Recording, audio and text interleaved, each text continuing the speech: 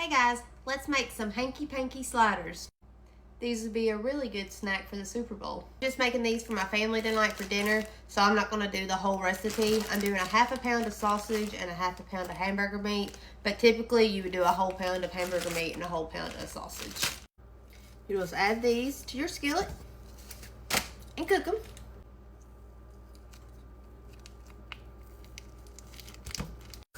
When the meat's done cooking, drain the fat.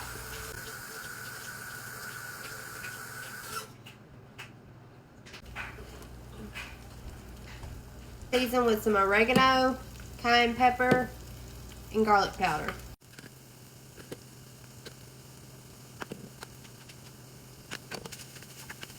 Next, you'll get you some sliced American cheese. Open these up and put it on top and let it melt.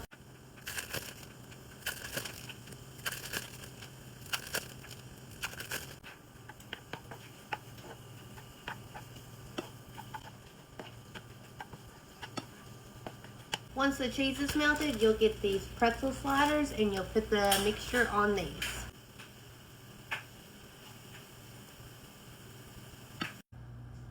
And there you go. Got you a Hanky Panky slider. Have a good night.